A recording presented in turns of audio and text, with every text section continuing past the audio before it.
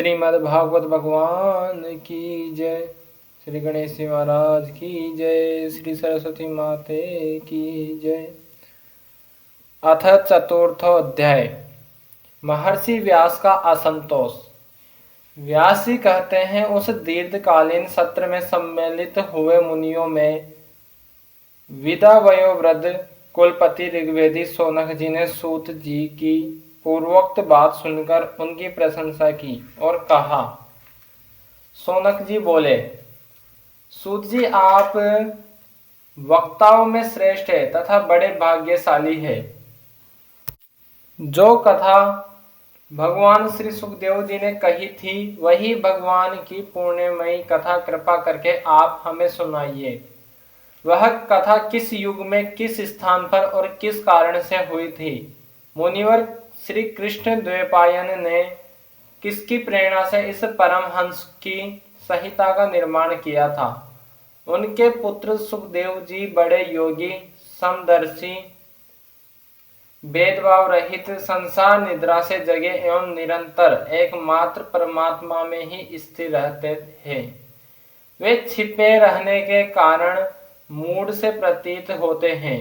व्यास जी जब संन्यास के लिए वन की ओर जाते हुए अपने पुत्र का पीछा कर रहे थे, उस समय जल में स्नान करने वाली स्त्रियों ने नंगे सुखदेव को देखकर तो वस्त्र धारण नहीं किया, परंतु वस्त्र पहने हुए व्यास जी को देखकर लज्जा से कपड़े पहन लिए थे।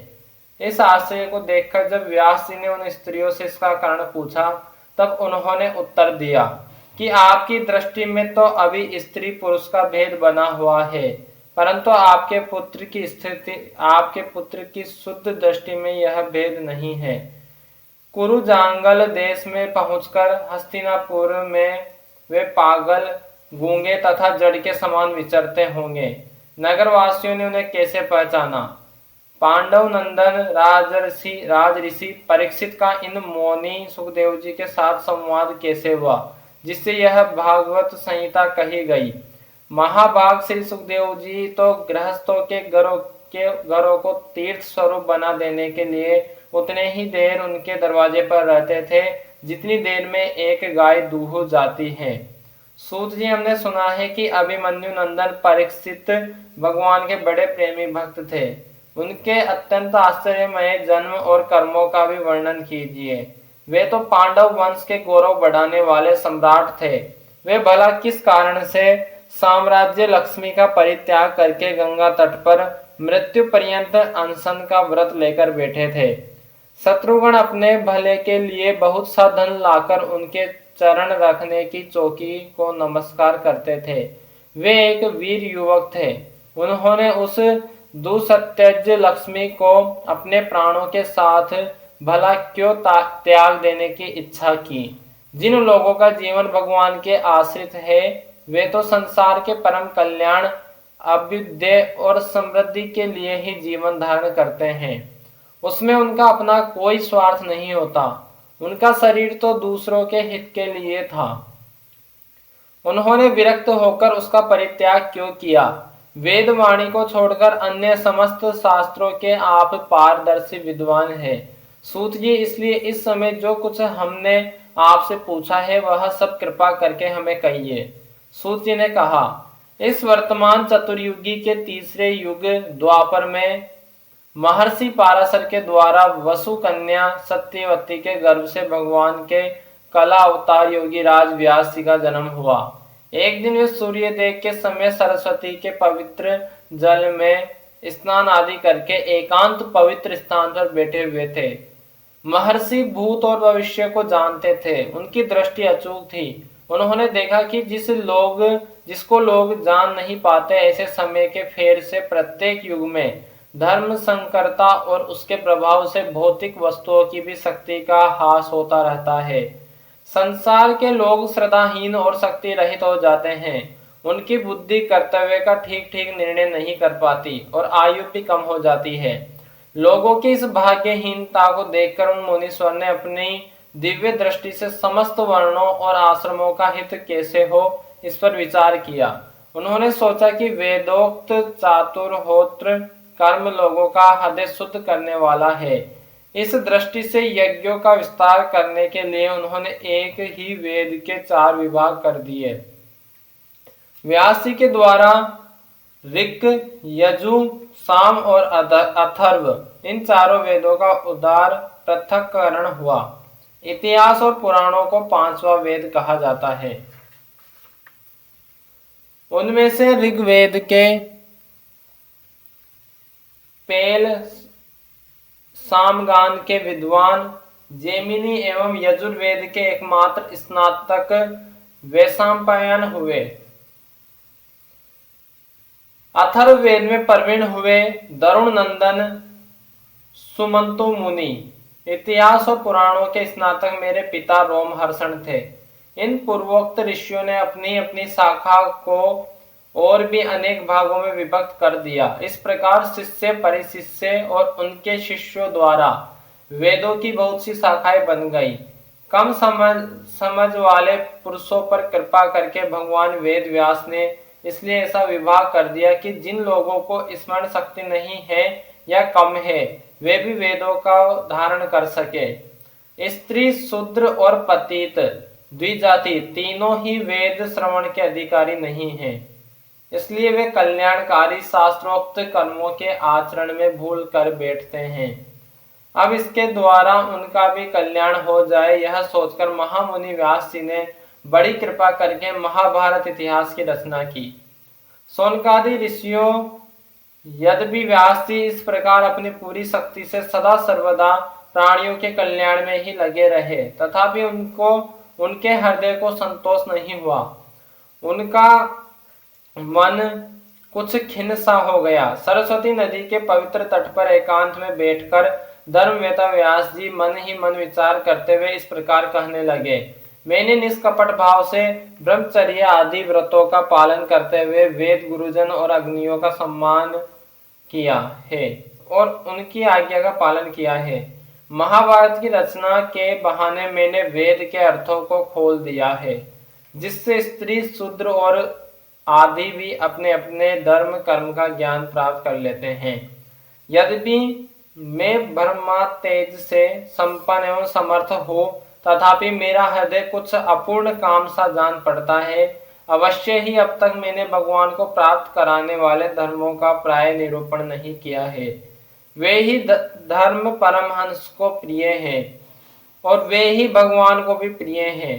हो न हो मेरी अपूर्णता का यही कारण है। श्री कृष्ण द्वैपायन व्यास इस प्रकार अपने को अपूर्ण सा मानकर जब खिन्न हो रहे थे, उसी समय पूर्वोक्त आश्रम पर देवर्षि नारद जी आ पहुंचे। उन्हें आया देख व्यास जी तुरंत खड़े हो गए। उन्होंने देवताओं के द्वारा सम्मानित देवर्षि नारद की विधि पूर्वक पूजा की। अथ पंचमो अध्याय भगवान के यश कीर्तन की महिमा और देवर्षि नारद जी का पूर्व चरित्र। सूत जी कहते हैं, तदंतर सुख पूर्वक बैठे हुए वीणा पाणी परम यशस्वी देवर्षि नारद ने मुस्कुराकर अपने पास ही बैठे ब्रह्मर्षि व्यास जी से कहा। नारद जी ने प्रश्न किया, महाभाग व्यास जी, आपके शरीर एवं मन दोनों ही अपने कर्म एवं चिंतन से संतुष्ट है न? अवश्य ही आपकी जिज्ञासा तो भली बात ही पूर्ण हो गई है, क्योंकि आपने जो यह महाभारत की रचना की है वह बड़ी ही अद्भुत है। वह धर्म आदि सभी पुरुषार्थों से परिपूर्ण है। सनातन ब्रह्म तत्व को भी आपने खूब विचारा है और जान भी लिया है। फिर भी प्रभु आप अकृतार्थ पुरुष के समान अपने विषय में शोक क्यों कर रहे हैं? व्यास जी ने कहा, आपने मेरे विषय में जो कुछ कहा है वह सब ठीक है। वैसा होने पर भी मेरा हृदय संतुष्ट नहीं है। पता नहीं इसका क्या कारण है। आपका ज्ञान अगाध है। आप साक्षात ब्रह्मा जी के मानस पुत्र है, इसलिए मैं आपसे ही इसका कारण पूछता हूँ। नारद जी, आप समस्त गोपनीय रहस्यों को जानते हैं, क्योंकि आपने उन पुराण पुरुष की उपासना की है जो प्रकृति पुरुष दोनों के स्वामी है और असंग रहते हुए ही आपने अपने संकल्प मात्र से गुणों के द्वारा संसार की सृष्टि, स्थिति और प्रलय करते रहते हैं। आप सूर्य की भांति तीनों लोकों में भ्रमण करते रहते हैं और योग बल से प्राण वायु के समान सबके भीतर रहकर अंतःकरणों के साक्षी भी है। योगानुष्ठान और नियमों के द्वारा पर ब्रह्मा और शब्द ब्रह्मा दोनों की पूर्ण प्राप्ति कर लेने पर भी मुझ में जो बड़ी कमी है उसे आप कृपा करके बतलाइए। नारद जी ने कहा, व्यास जी, आपने भगवान के निर्मल यश का गान प्राय नहीं किया।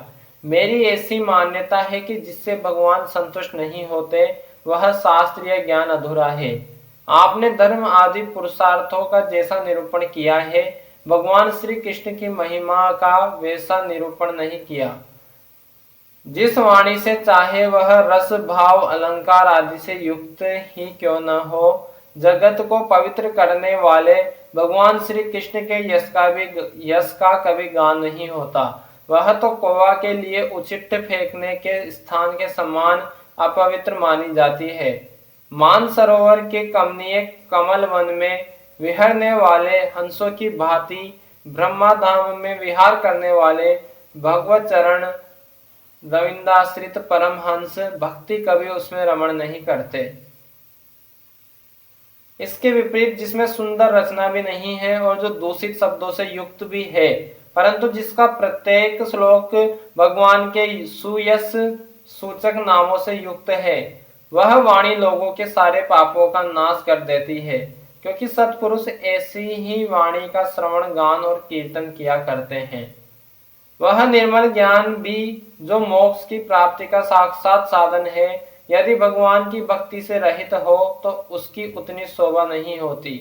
फिर जो साधन और सिद्धि दोनों ही दशाओं में सदा ही अमंगल रूप है, वह काम में कर्म और जो भगवान को अर्पण नहीं किया गया है, ऐसा अहेतुक कर्म भी कैसे सुशोभित हो सकता है। महाभाग व्यास जी, आपकी दृष्टि अमोघ है, आपकी कीर्ति पवित्र है, आप सत्य परायण एवं दृढ़ व्रत है। इसलिए अब आप संपूर्ण जीवों को बंधन से मुक्त करने के लिए समाधि के द्वारा अचिंत्य शक्ति भगवान की लीलाओं का स्मरण कीजिए। जो मनुष्य भगवान की लीला के अतिरिक्त और कुछ कहने की इच्छा करता है, वह उस इच्छा से ही निर्मित अनेक नाम और रूपों के चक्कर में पड़ जाता है। उसकी बुद्धि भेदभाव से भर जाती है। जैसे हवा के झकोरों से डगमगाती हुई डोंगी को कहीं भी ठहरने का ठोर नहीं मिलता, वैसे ही उसकी चंचल बुद्धि कहीं भी स्थिर नहीं हो पाती। संसारी लोग स्वभाव से ही विषयों में फंसे हुए हैं। धर्म के नाम पर आपने उन्हें निंदित पशु हिंसा युक्त सकाम कर्म करने की भी आज्ञा दे दी है। यह बहुत ही उल्टी बात हुई, क्योंकि मूर्ख लोग आपके वचनों से पूर्वोक्त निंदित कर्म को ही धर्म मानकर यही मुख्य धर्म है ऐसा निश्चय करके उसका निषेध करने वाले वचनों का ठीक नहीं मानते। भगवान अनंत है। कोई विचारवान ज्ञानी पुरुष ही संसार की ओरों से निवृत्त होकर उनके स्वरूप भूत परमानंद का अनुभव कर सकता है। अतः जो लोग परमार्थ की बुद्धि से रहित है और गुणों के द्वारा नचाए जा रहे हैं, उनके कल्याण के लिए ही आप भगवान की लीलाओं का सर्वसाधारण के हित की दृष्टि से वर्णन कीजिए। जो मनुष्य अपने धर्म का परित्याग करके भगवान के चरण कमलों का भजन सेवन करता है, भजन परिपक्व हो जाने पर तो बात ही क्या है। यदि इससे पूर्व ही उसका भजन छूट जाए तो क्या कहीं भी उसका कोई अमंगल हो सकता है। परंतु जो भगवान का भजन नहीं करते और केवल सर्व धर्म का पालन करते हैं, उन्हें कौन सा लाभ मिलता है। बुद्धिमान मनुष्य को चाहिए कि वह उसी वस्तु की प्राप्ति के लिए प्रयत्न करे जो तिनके से लेकर ब्रह्मा पर्यंत समस्त ऊंची नीची योनियों में कर्मों के फल स्वरूप आने जाने पर भी स्वयं प्राप्त नहीं होती।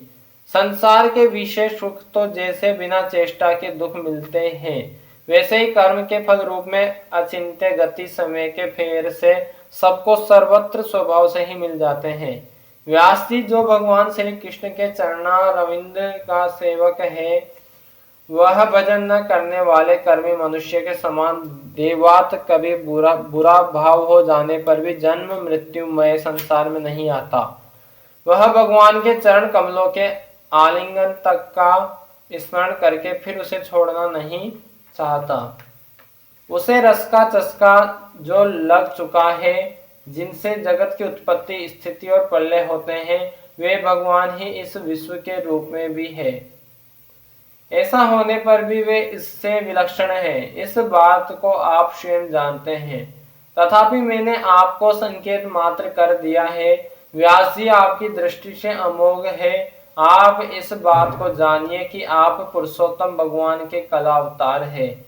आपने अजन्मा होकर भी जगत के कल्याण के लिए जन्म ग्रहण किया है, इसलिए आप विशेष रूप से भगवान की लीलाओं का कीर्तन कीजिए। विद्वानों ने इस बात का निरूपण किया है कि मनुष्य की तपस्या, वेदाध्ययन, यज्ञ अनुष्ठान, स्वाध्याय, ज्ञान और दान का एकमात्र प्रयोजन यही है कि पुण्य कीर्ति श्री कृष्ण के गुणों और लीलाओं का वर्णन किया जाए। मुने पिछले कल्प में अपने पूर्व जीवन में वेदवादी ब्राह्मणों की एक दासी का लड़का था। वे योगी वर्षा ऋतु में एक स्थान पर चातुर्मास्य कर रहे थे। बचपन में ही मैं उनकी सेवा में नियुक्त कर दिया गया था। मैं यद्यपि बालक था, फिर भी किसी प्रकार की चंचलता नहीं करता था।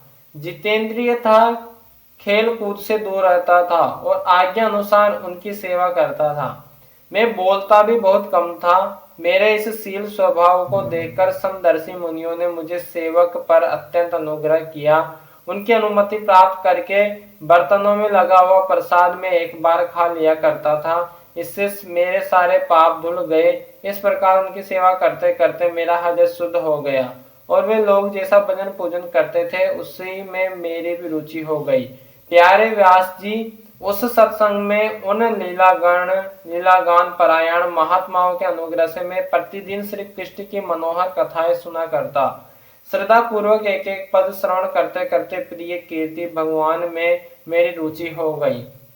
महामुने, जब भगवान में मेरी रुचि हो गई तब उन मनोहर कीर्ति प्रभु में मेरी बुद्धि भी निश्चल हो गई। उस बुद्धि से मैं इस संपूर्ण सत और असत रूप जगत को अपने पर ब्रह्म स्वरूप आत्मा में माया से कल्पित देखने लगा। इस प्रकार शरद और वर्षा, इन दो ऋतुओं में तीनों समय उन महात्मा मुनियों ने श्री हरि के निर्मल यश का संकीर्तन किया और मैं प्रेम से प्रत्येक बात सुनता रहा।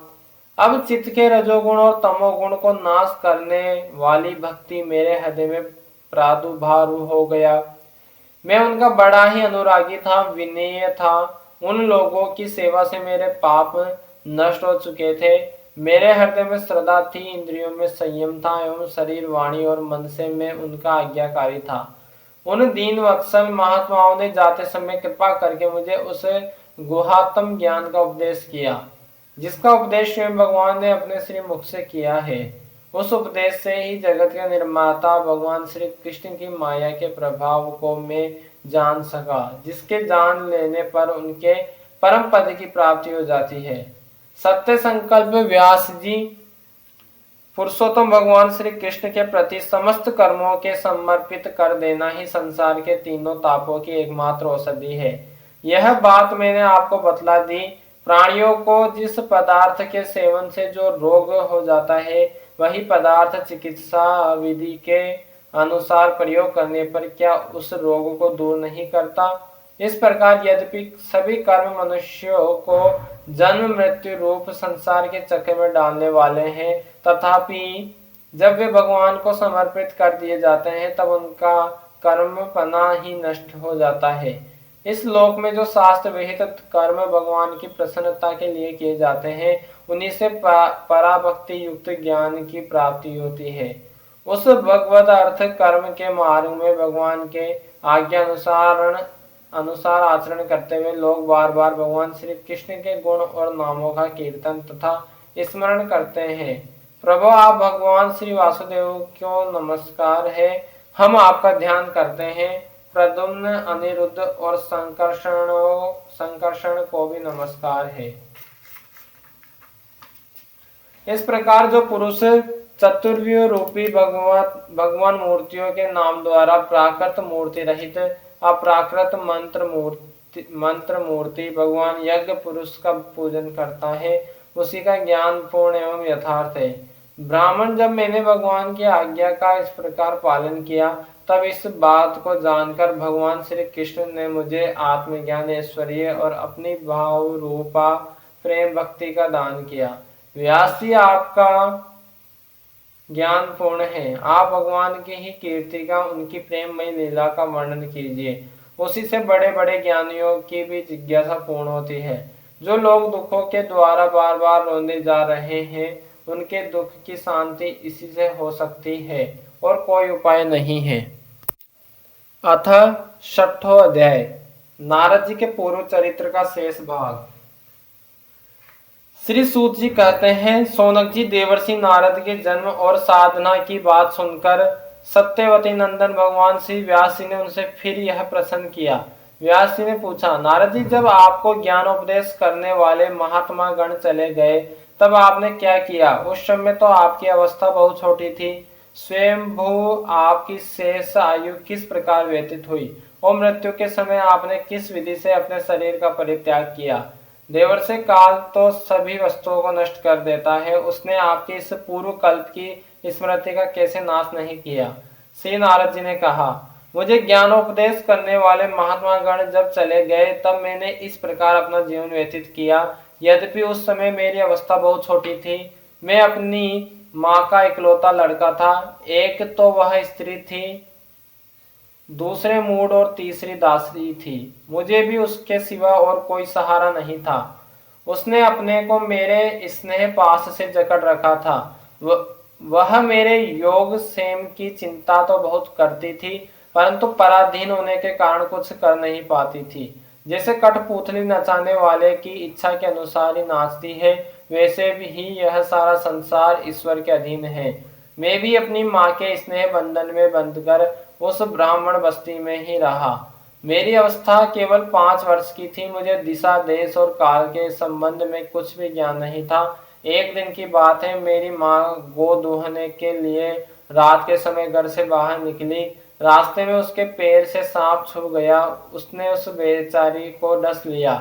उस सांप का क्या दोष, काल की ऐसी ही प्रेरणा थी। मैंने समझा, भक्तों का मंगल चाहने वाले भगवान का यह भी एक अनुग्रह ही है। इसके बाद मैं उत्तर दिशा की ओर चल पड़ा और उस ओर मार्ग में मुझे अनेकों धन दान से संपन्न देश, नगर, गांव और अहीरों की चलती फिरती बस्तियां, खाने, खेड़े, नदियों, पर्वतों के तटवर्ती पड़ाव, वाटिकाएं, वन, उपवन और रंग बिरंगी धातुओं से युक्त विचित्र पर्वत दिखाई पड़े। कहीं कहीं जंगली वृक्ष थे, जिनकी बड़ी बड़ी शाखाएं हाथियों ने तोड़ डाली थी। शीतल जल से भरे हुए जलाशय थे, जिनमें देवताओं के काम में आने वाले कमल थे। उन पर पक्षी तरह तरह की बोली बोल रहे थे और भौरे मंडरा रहे थे। यह सब देखता हुआ मैं आगे बढ़ा। मैं अकेला ही था। इतना लंबा मार्ग तय करने पर मैंने एक घोर गहन जंगल देखा। उसमें नरकट, बांस, सेठा, कुश, कीचक आदि खड़े थे। उसकी लंबाई चौड़ाई भी बहुत थी और वह सांप, उल्लू, श्यार आदि भयंकर जीवों का घर हो रहा था। देखने में बड़ा भयावना लगता था। चलते चलते मेरा शरीर और इंद्रियां शिथिल हो गई। मुझे बड़े जोर की प्यास लगी। भूख तो था ही भूखा तो था ही। वहां एक नदी मिली। उसके कुंड में मैंने स्नान, जलपान और आचमन किया। इससे मेरी थकावट मिट गई। उस विजन वन में एक पीपल के नीचे आसन लगाकर मैं बैठ गया। उन महात्माओं से जैसा मैंने सुना था, हृदय में रहने वाले परमात्मा के उसी स्वरूप का मैं मन ही मन ध्यान करने लगा। भक्ति भाव से वशीकृत चित्त द्वारा भगवान के चरण कमलों का ध्यान करते ही भगवत प्राप्ति की उत्कट लालसा से मेरे नेत्रों में आंसू छलछला आए और हृदय में धीरे धीरे भगवान प्रकट हो गए। व्यास जी, उस समय प्रेम भाव के अत्यंत उद्रेक से मेरा रोम रोम पुलकित हो उठा। हृदय अत्यंत शांत और शिथिल हो गया। उस आनंद की बाढ़ में मैं ऐसा डूब गया कि मुझे अपना और ध्येय वस्तु का तनिक भी भान न रहा। भगवान का वह अनिर्वचनीय रूप, समस्त शोकों का नाश करने वाला और मन के लिए अत्यंत लुभावना था। सहसा उसे मैं देख भी बहुत ही विकल हो गया। उसे न देख में बहुत ही विकल हो गया और अनमनासा होकर आसन से उठ खड़ा हुआ। मैंने उस स्वरूप का दर्शन फिर करना चाहा, किंतु मन को हृदय में समाहित करके बार बार दर्शन की चेष्टा करने पर भी मैं उसे नहीं देख सका। मैं अतृप्त के समान आतुर हो उठा। इस प्रकार निर्जन वन में मुझे प्रयत्न करते देख स्वयं भगवान ने, जो वाणी के विषय नहीं है, बड़ी गंभीर और मधुर वाणी से मेरे शोक को शांत करते हुए से कहा, खेद है कि इस जन्म में तुम मेरा दर्शन नहीं कर सकोगे। जिनकी वासनाएं पूर्णतया शांत नहीं हो गई है, उन अधक चरे योगियों को मेरा दर्शन अत्यंत दुर्लभ है। निष्पाप बालक, तुम्हारे हृदय में मुझे प्राप्त करने की लालसा जागृत करने के लिए ही मैंने एक बार तुम्हें अपने रूप की झलक दिखाई है। मुझे प्राप्त करने की आकांक्षा से युक्त साधक धीरे धीरे हृदय की संपूर्ण वासनाओं का भलीभांति त्याग कर देता है। अल्पकालीन संत सेवा से ही तुम्हारी चित्त वृत्ति मुझ में स्थिर हो गई है। अब तुम इस प्राकृत मलिन शरीर को छोड़कर मेरे पार्षद हो जाओगे। मुझे प्राप्त करने का तुम्हारा यह दृढ़ निश्चय कभी किसी प्रकार नहीं टूटेगा। समस्त सृष्टि का प्रलय हो जाने पर भी मेरी कृपा से तुम्हें मेरी स्मृति बनी रहेगी। आकाश के समान अव्यक्त सर्वशक्तिमान महान परमात्मा इतना कहकर चुप हो रहे।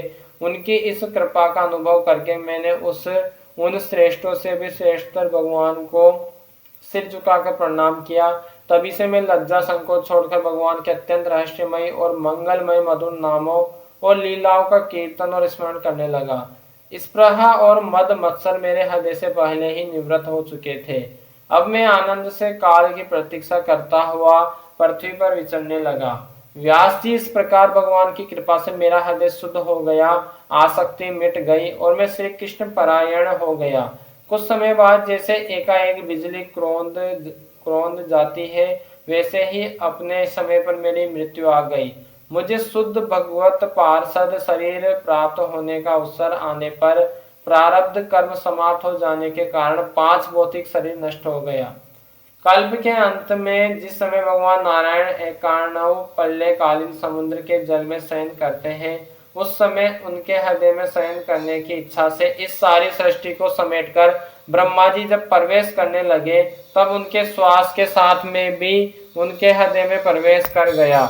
1 सहस्त्र चतुर्युगी बीत जाने पर जब ब्रह्मा जगे और उन्होंने सृष्टि करने की इच्छा की, तब उनकी इंद्रियों से मरीचि आदि ऋषियों के साथ में भी प्रकट हो गया। तभी से मैं भगवान की कृपा से वैकुंठ आदि में और तीनों लोकों में बाहर और भीतर बिना रोक टोक विचरण किया करता हूँ। मेरे जीवन का व्रत भगवत जन अखंड रूप से चलता रहता है। भगवान की दी हुई इस स्वर ब्रह्मा से विभूषित वीणा पर तान छेड़कर मैं उनकी लीलाओं का गान करता हुआ सारे संसार में विचरता हूँ। जब मैं उनकी लीलाओं का गान करने लगता हूँ, तब वे प्रभु, जिनके चरण कमल समस्त तीर्थों के उद्गम स्थान है और जिनका यशोगान मुझे बहुत ही प्रिय लगता है, बुलाए हुए की भांति तुरंत मेरे हृदय में आकर दर्शन दे देते हैं। जिन लोगों का चित्त निरंतर विषय भोगों की कामना से आतुर हो रहा है, उनके लिए भगवान की लीलाओं का कीर्तन संसार सागर से पार जाने का जहाज है। यह मेरा अपना अनुभव है। काम और लोभ की चोट से बार बार घायल हुआ हृदय श्री कृष्ण सेवा से जैसी प्रत्यक्ष शांति का अनुभव करता है, यम नियम आदि योग मार्गों से वैसी शांति नहीं मिल सकती। व्यास जी, आप निष्पाप है। आपने मुझसे जो कुछ पूछा था वह सब अपने जन्म और साधन का रहस्य तथा आपकी आत्मतृष्टि का उपाय मैंने बतला दिया। श्री सूत जी कहते हैं, सोनकादि ऋषियों देवर्षि नारद ने व्यास जी से इस प्रकार कहकर जाने की अनुमति ली और वीणा बजाते हुए स्वच्छंद विचरण करने के लिए वे चल पड़े। आहा, ये देवर्षि नारद धन्य है, क्योंकि ये सांग्र पाणी भगवान की कीर्ति को अपनी वीणा पर गा गाकर स्वयं तो आनंद मग्न होते ही है, साथ ही साथ इस त्रिता पत जगत को भी आनंदित करते रहते हैं। श्री नारायण भगवान की जय। श्रीमद् भागवत भगवान की जय। नारद मुनि की जय। व्यास जी महाराज की जय। श्री सूत जी महाराज की जय। सनकादि मुनि की जय। सौनक जी महाराज की जय। सनातन धर्म की जय। हनुमान जी महाराज की जय। सभी श्रोताओं की जय।